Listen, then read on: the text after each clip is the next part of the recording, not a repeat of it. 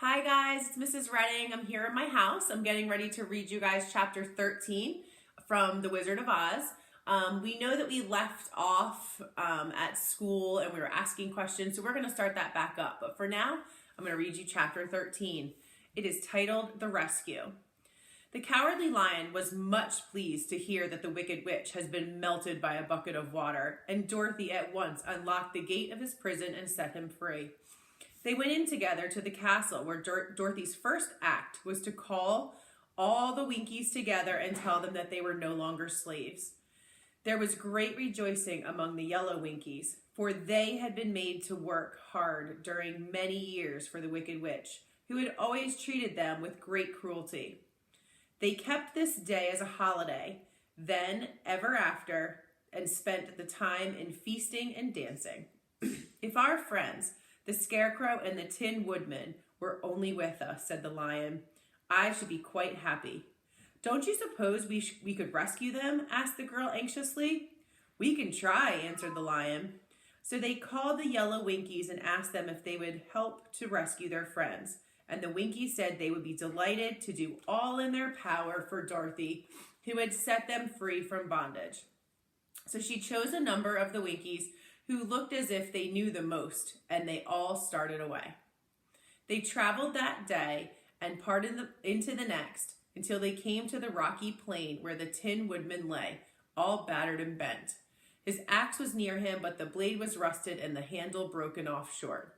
The Winkies left him tenderly in their arms and carried him back to the Yellow Castle again, Dorothy shedding a few tears by the way of the sad plight of her old friend, and the Lion looking sober and sorry. When they reached the castle, Dorothy said to the Winkies, Any of your people tinsmiths? Oh yes, some of them are very good tinsmiths, they told her. Then bring them to me, she said. And when the tinsmiths came, bringing with them all their tools and baskets, she inquired, Can you straighten out those dents in the Tin Woodsman and bend him back to shape again and solder him together where he is broken? The tinsmiths looked the woodman over carefully and then answered that they thought they could mend him so he would be good as ever. So they set to work in one of the big yellow rooms of the castle and worked for 3 days and 4 nights, hammering and twisting and bending and soldering and polishing and pounding at the legs and body and head of the Tin Woodman until last he was straightened out into his old form and his joints worked as well as ever. To be sure, there were several patches on him, but the tinsmith did a good job. And as the woodsman was not a vain man, he did not mind the patches at all. When, at last, he walked into Dorothy's room and thanked her for rescuing him, he was so pleased that he wept tears of joy, and Dorothy had to wipe every tear carefully from his face with her apron so his joints wouldn't be rusted. At the same time, her own tears fell thick and fast at the joy of meeting her old friends again, and these tears did not need to be wiped away. As for the Lion, he wiped his eyes so often with the tip of his tail that it became quite wet, and he was obliged to go out into the courtyard and hold it until the sun dried. If we only had the Scarecrow with us again, said the Tin Woodsman. When Dorothy had finished telling him everything that had happened, I should be quite happy. We must try to find him, said the girl.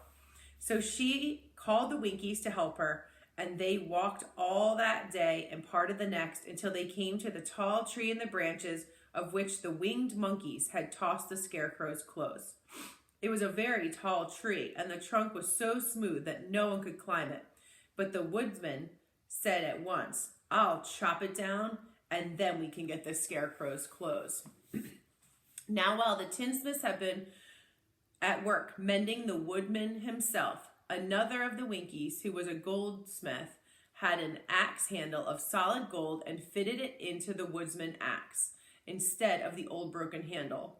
Others polished the blade until all the rust was removed and it glistened like burnished silver. As soon as he had spoken, the Tin Woodman began to chop, and in a short time the tree fell over with a crash. When the Scarecrow's clothes fell out of the branches and rolled off the ground, Dorothy picked them up and had the Winkies carry them back to the castle, where they were stuffed with nice clean straw, and behold, There was the Scarecrow, as good as ever, thanking them over and over for saving him. Now that they were reunited, Dorothy and her friends spent a few happy days at the Yellow Castle, where they found everything they needed to make them comfortable. But one day the girl thought of Aunt Em and said, "We must go back to Oz and claim his promise." "Yes," said the Woodman, "at last I shall get my heart." "And I shall get my brains," added the Scarecrow joyfully. "And I shall get my courage," said the Lion thoughtfully. "And I shall get back to Kansas," cried Dorothy, clapping her hands. "Oh, let us start for the Emerald City tomorrow." This they decided to do. The next day they called the Winkies together and bade them goodbye. The Winkies were sorry to have them go, and they had grown so fond of the Tin Woodman that they begged him to stay and rule over them and the yellow land of the West. Finding that they were determined to go, the Winkies gave Toto and the Lion each a golden collar, and to Dorothy they presented a beautiful bracelet studded with diamonds, and the Scarecrow they gave a gold-headed walking stick to keep him from stumbling, and to the Tin Woodman they offered a silver oil can inlaid with gold and set with precious jewels. Every one of the travelers made the Winkies a pretty speech in return, and all shook hands with them until their arms ached. Dorothy went to the witch's cupboard to fill her basket with food for the journey, and there she saw the golden cap. She tried it on her own head and found that it fitted her exactly. She did not know anything about the charm of the golden cap, but she saw that it was pretty, so she made up her mind to wear it and carry her sunbonnet in the basket. Then, being prepared for the journey, they all started for the Emerald City, and the Winkies gave them 3 cheers and many good wishes to carry with them. And that was chapter 13.